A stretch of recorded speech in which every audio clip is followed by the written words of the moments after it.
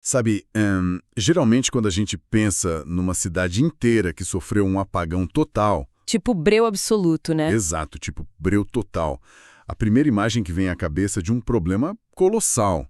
A gente imagina logo uma usina hidrelétrica que teve uma falha catastrófica, ou, sei lá, as linhas de transmissão de alta tensão que caíram durante uma tempestade terrível. É verdade. A nossa intuição meio que exige que um sintoma devastador tenha uma causa igualmente gigantesca.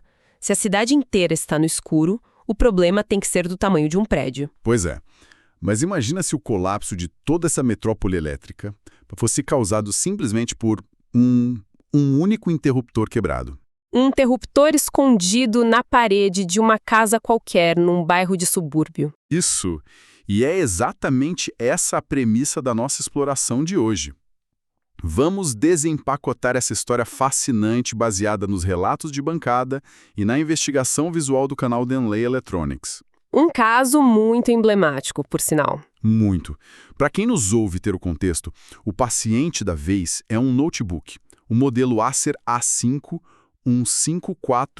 154-54, que chegou na mesa de cirurgia completamente morto. Totalmente inoperante. O famoso peso de papel muito caro. Nossa, nem me fale. O único, e eu digo absolutamente único sinal de vida desse computador era uma piscadinha minúscula, quase imperceptível no LED de carregamento quando o cabo de energia era conectado na tomada. Aquela pescadinha que dá uma falsa esperança, né? Exatamente.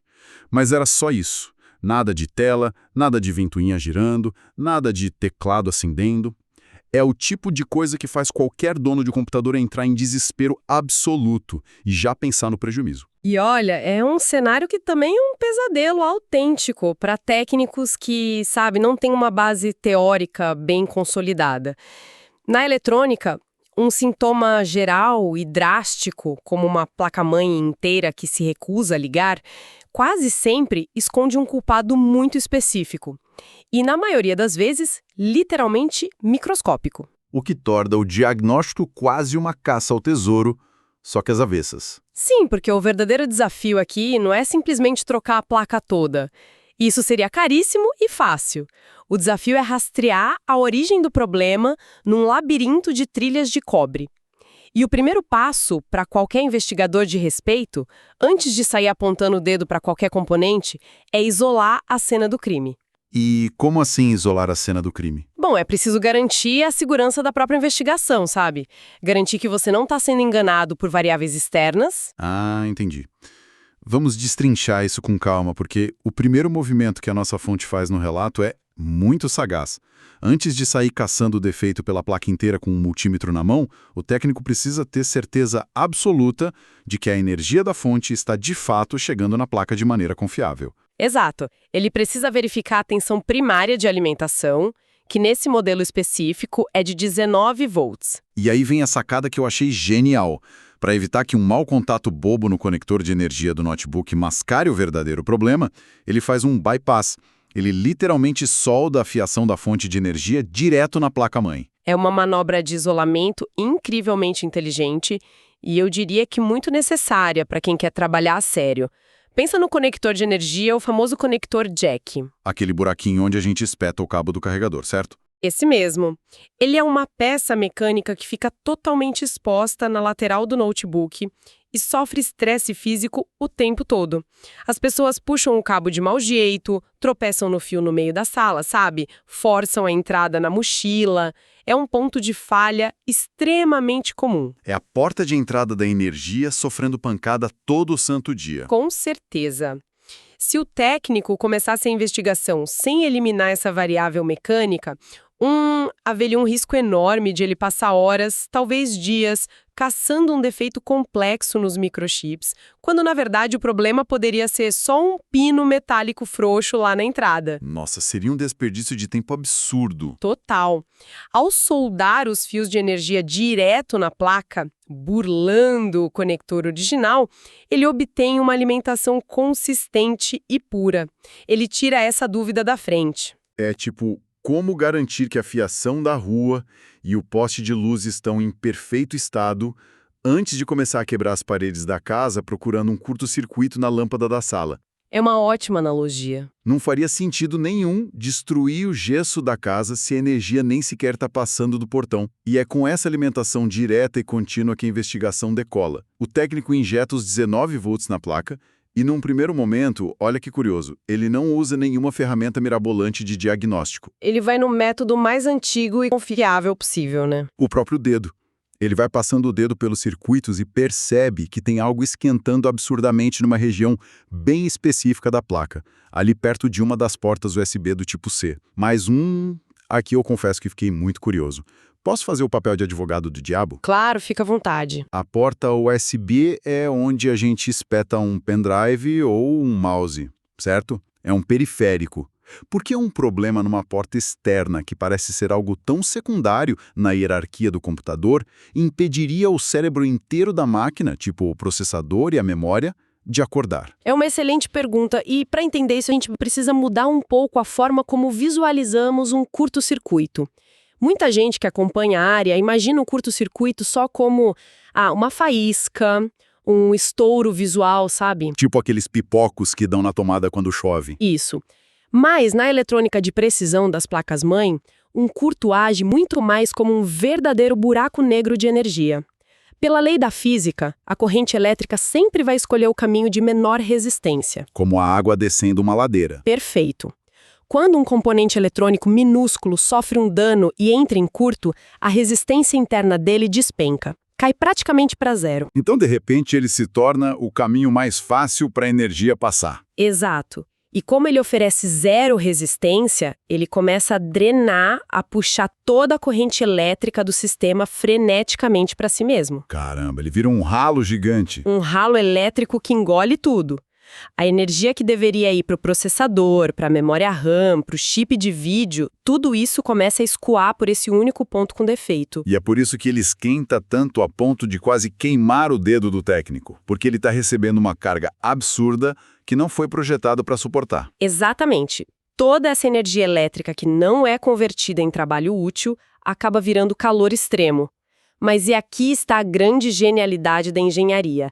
A placa-mãe não fica assistindo a isso passivamente. Ela reage. Aham. Essas placas modernas têm circuitos de proteção muito sofisticados. Quando o sistema de controle central detecta essa demanda anormal, perigosa e sem limite indo para um único ponto, ele entra em estado de proteção imediato. Ele desliga a chave geral. Isso, ele corta a energia de tudo. A placa inteira se recusa a ligar como um mecanismo de sobrevivência puro. É o cérebro desligando a máquina para que aquele calor não derreta as trilhas de cobre ou cause um incêndio. Uau! Isso faz todo sentido. E sabe o que é curioso? Os registros da área técnica mostram que essa placa específica da Acer, que atende pelo código interno ZWMB18B0, apresenta com muita frequência esse exato tipo de vulnerabilidade na USB. O que nos leva exatamente para o momento em que esse buraco negro é finalmente isolado. O foco de todo aquele calor absurdo era um pequeno circuito integrado, um CI, responsável por controlar justamente aquela porta USB 3.0. E quando a câmera foca na peça através de uma lente de aumento, é meio chocante de ver. Dá pra ver o estrago físico, né? Muito claro. A peça estava literalmente estourada, tinha um pequeno furo, tipo uma cratera minúscula, bem no meio do plástico preto do chip. Aquele furo ali é a cicatriz visível de uma microexplosão térmica. A conclusão diagnóstica mais razoável para nós, analisando a situação, é que o dono do notebook provavelmente conectou algum dispositivo gravemente defeituoso naquela porta. Tipo um pendrive velho ou algo do tipo? Um pendrive curto, um hub genérico de péssima qualidade. Ou até um cabo de carregador de celular que estava com os fios expostos por dentro. Isso injeta um surto de tensão pelo caminho reverso, direto para dentro do notebook. E aí esse surto supera a capacidade do chip controlador e, puf, frita o componente de dentro para fora instantaneamente. Basicamente isso. Não tem defesa que segure quando a pancada vem direto pela porta do periférico desse jeito. Bom, o detetive da nossa história então parte para a ação.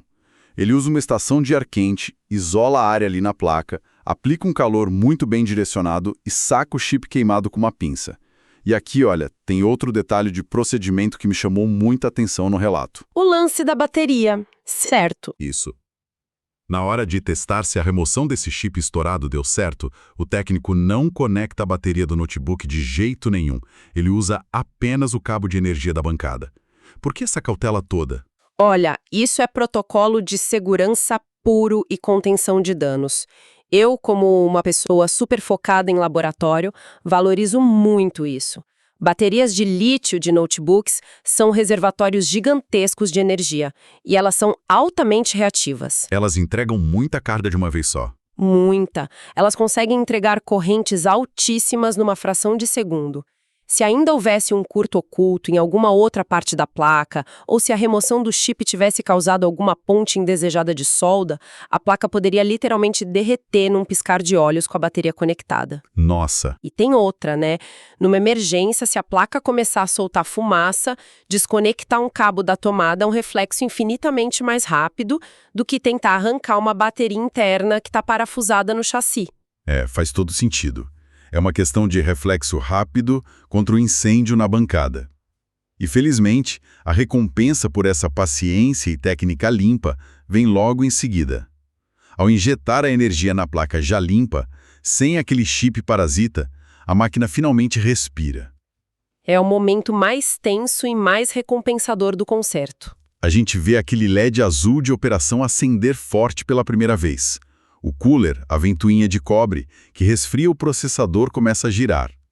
O interessante é que a máquina liga, desliga sozinha e reinicia mais algumas vezes num loop. Isso assusta quem não tem experiência, mas é um comportamento absolutamente normal. É a reconfiguração da BIOS, que é o sistema básico da placa, tentando mapear todo o hardware de novo, depois de ter sofrido um apagão total. E depois de alguns ciclos, o logotipo da marca aparece. A tela dá vídeo. Cara, é como arrancar um dente absurdo de inflamado. E de repente o corpo da pessoa parar de ter febre. O notebook ressuscitou, simplesmente porque aquele vilão minúsculo parou de sequestrar toda a energia. É um alívio enorme. Mas a beleza da manutenção em alto nível é que a perspectiva do técnico é bem diferente da visão do dono do equipamento. Como assim? Para o usuário comum, se o computador dá vídeo e entra no Windows, pronto, está consertado, milagre feito. Mas para um verdadeiro mestre da eletrônica, o trabalho apenas mudou de fase. Retirar a peça defeituosa estancou a hemorragia de energia e deixou a placa ligar. Certo. Só que isso deixou aquela porta USB original completamente morta. O buraco do chip ficou lá, vazio na placa. A porta física não reconhece mais pendrives, não carrega celular, ela não faz absolutamente nada. Virou uma porta zumbi. Tá ali só de enfeite. Exato. E um serviço técnico de excelência exige que a gente restabeleça as funções originais do aparelho sempre que for humanamente possível. A máquina tem que sair da bancada com o mesmo conjunto de funcionalidades que tinha quando saiu da caixa. E é aqui que a gente entra na fase da reconstrução. E onde o verdadeiro desafio cognitivo da coisa bate a porta. Porque a realidade do laboratório nem sempre é ideal, né? Quase nunca é. Pois é. O que o técnico faz quando a peça exata, aquele chipzinho muito específico que explodiu, simplesmente não existe na gaveta de peças novas? E não estamos falando de um controlador USB qualquer. Não mesmo. Essa porta em particular tem uma função especial chamada charger. Isso. Pelo que consta na nossa investigação, essa função charger permite carregar celulares ou fones de ouvido mesmo quando o notebook está com a tampa fechada, hibernando ou até desligado na mochila. O que significa que a arquitetura interna desse chip controlador é bem mais complexa do que o normal. Ele precisa, ficar conversando com a bateria do notebook e com o sistema de energia primário, enquanto a placa-mãe inteira está dormindo. Deve ser uma engenharia em tanto. É sim. O componente original que foi destruído era fabricado pela Sealergy e tinha um código bem específico, SLGC55544. Um nome facinho de decorar, né? Imagina decorar dezenas desses, mas o técnico muito sagaz vai consultar o mapa arquitetônico da placa-mãe, que é o famoso esquema elétrico, e lá ele descobre que a engenharia de fábrica previa uma alternativa. A placa também aceita nativamente um chip equivalente chamado TPS-2544. Pelo menos ele tem um norte, sabe o que procurar. Mas aí ele vai vasculhar as famosas placas de sucata do laboratório. Sabe aquele cemitério de placas antigas que todo técnico guarda numa caixa de sapato no fundo do armário? Clássico. Todo laboratório de respeito tem sua caixa de sucatas. Ele procura lá e encontra um componente da mesma família, muito parecido. Mas, e aqui entra o drama, não é idêntico. Ele acha um chip com a inscrição TPS-2546. Ele termina com 6 e não com 4. E uma diferença de um dígito na referência de um microchip pode ser a diferença entre o sucesso e a destruição completa da placa. E para ter certeza absoluta de que esse final 6 não vai simplesmente soltar uma tensão maluca e fritar a placa-mãe que ele acabou de salvar, o técnico faz algo muito fora da curva. Ele recusa o método da tentativa e erro. Que é o que muito profissional preguiçoso faria. Solda lá e vê no que dá. Exato. Mas ele não. Ele pausa tudo. Ele vai ler o manual técnico de engenharia desse chip específico que ele achou na sucata. Ele abre o documento, o datasheet, que tem nada menos que 44 páginas. E é um documento denso, viu? Não é leitura de cabeceira. Mas olha de novo, preciso ser o advogado do diabo aqui porque eu fiquei embasbacado. Nós estamos falando de um quadradinho de silício que tem, o quê? 3 milímetros de cada lado. Quem lê 44 páginas de manual por causa de um quadradinho desses? Risos à parte. É a pura verdade da engenharia. E mais, nós acabamos de ver que um componentezinho em curto causou um apagão na máquina toda. Colocar um chip de um modelo diferente que nem sequer consta no manual original do projeto da Acer não é brincar de roleta russa com os circuitos do cliente. Olha, a sua preocupação é super válida. E é exatamente esse nível de questionamento que separa o mero trocador de peças do profissional de excelência. Aquele quadradinho de 3 milímetros, na verdade, esconde milhares de transistores microscópicos lá dentro. É um universo dentro de um grão de arroz. Sim. Um manual de 44 páginas para um componente desses é cheio de tabelas de limites térmicos, diagramas de portas lógicas, mapas de tolerância de voltagem para cada um dos pinos minúsculos. Deve ser grego para quem não é da área. É bem complexo.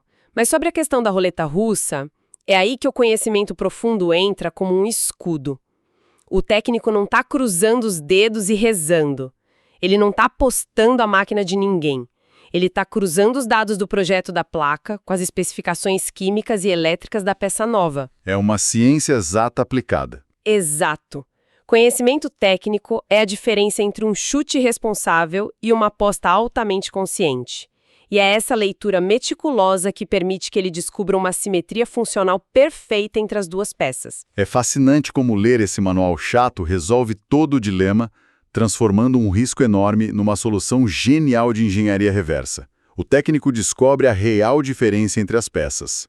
O chip novo, o TPS Final 46, possui uma função a mais que o original. Ele é de uma geração um pouco mais moderna, né? Exatamente. O pino número 9 desse chip novo tem a função de emitir um sinal de status, um alerta. É como se ele falasse: olha, tem um tablet conectado aqui carregando, tá puxando muita carga. É um recurso de telemetria bem avançado. Ele avisa o sistema central para gerenciar melhor a energia global do notebook. Só que o pulo do gato vem quando ele olha para o esquema da placa-mãe velha. O local exato na placa, onde esse pino 9 vai encostar, lá na solda, é definido no projeto como uma malha de não contato. Ou seja, é um pé de cego. É, cego. Não tem nenhuma trilha de cobre fina saindo dali para levar esse aviso até o processador. O chip moderno vai gritar o alerta dele para uma parede de tijolos. O sinal vai para o vazio. Isso, a placa-mãe simplesmente não possui a via física de comunicação para escutar o que o pino 9 tem a dizer. É uma barreira de infraestrutura. Sabendo disso com certeza absoluta, o técnico solda a peça mais moderna na placa velha. E o resultado é um sucesso imediato. O chip novo começa a executar perfeitamente todas as funções básicas de comunicação e energia. E a placa ignorando solenemente o tal do pino 9. Sem curto, sem problemas. Ele fez um bypass lógico ali, né? Na própria mente dele. Exato. O vídeo mostra um momento da verdade. Ele espeta o pendrive de boot na porta que antes era zumbi. Ele liga a placa, a tela pisca e o sistema já entra direto carregando a instalação pelo pendrive. Funcionou de primeira. É maravilhoso de ver. E é poético pensar que ele fez, tecnicamente, um upgrade eletrônico. Ele botou um chip superior numa placa inferior. Só que foi um upgrade inútil, porque a máquina não sabe usar a função nova.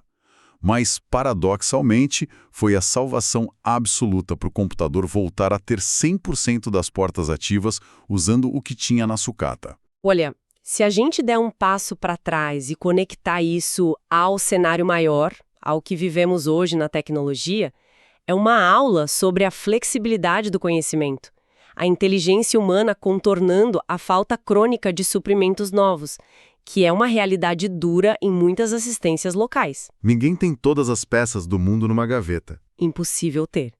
Ele usou de forma brilhante uma peça superior, numa infraestrutura mais limitada, sabendo exatamente o que seria aproveitado e o que seria inofensivamente silenciado pelo design antigo da Acer. Para quem nos acompanha nessa exploração, eu acho que vale muito a pena a gente dar uma recapitulada rápida nessa jornada toda, porque é muita informação.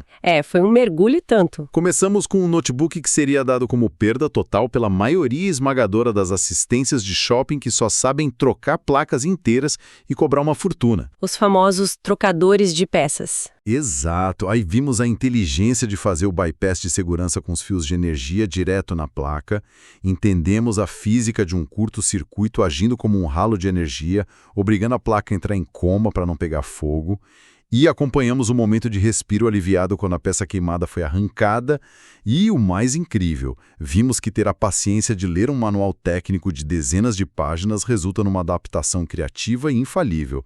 E tudo isso feito para salvar um computador de parar no lixão eletrônico. E o peso disso para a nossa audiência, para o nosso mundo moderno, é imenso. Nós vivemos numa cultura de consumo que é absurdamente acelerada. As coisas são projetadas para parecerem caixas mágicas, impenetráveis e, pior ainda, descartáveis. Deu defeito, joga fora e compra outra na mesma hora. Microscópico nos vacina contra essa mentalidade, nos protege contra o impulso de descartar tecnologias precocemente por causa de um componente de 3 milímetros. Esse caso é uma ode maravilhosa à filosofia do direito de consertar. O movimento Right to Repair, que ganha força no mundo todo. Exatamente, a ideia de que devemos ter acesso aos esquemas elétricos e ter o poder real de reparar os bens que compramos. Isso prova que a obsolescência de um aparelho nem sempre é um muro de concreto intransponível. Muitas vezes o que trava o conserto é apenas a barreira do conhecimento ou da preguiça de ler um esquema. É a resistência prática contra a cultura do descarte, valorizando o raciocínio investigativo que mantém nossa tecnologia rodando por anos. E para fechar, tudo isso nos deixa com uma reflexão muito provocativa. Manda ver. Nós acabamos de ver uma peça super moderna de sucata trabalhando no escuro, né? Escondendo e desperdiçando parte do seu poder mais avançado só para conseguir se adaptar e salvar um sistema antigo que não conseguia escutar o que ela dizia. É uma metáfora forte. Sim. Aí a gente olha em volta e pensa, quantos outros equipamentos no nosso dia a dia abrigam chips incrivelmente potentes nos nossos carros, nas nossas TVs, nos smartphones, que estão rodando de forma propositalmente limitada, simplesmente porque o hardware em volta não consegue acompanhar o ritmo deles. É um pensamento sensacional para a gente ruminar. A tecnologia muitas vezes anda mais devagar, em conjunto do que suas peças individualmente permitiriam. E com essa baita reflexão, a gente encerra o concerto da nossa metrópole metafórica de hoje. A energia voltou a fluir, o apagão foi resolvido com o bisturi da lógica. Agradeço demais a companhia de quem nos ouviu em mais essa análise técnica profunda. Até a próxima investigação.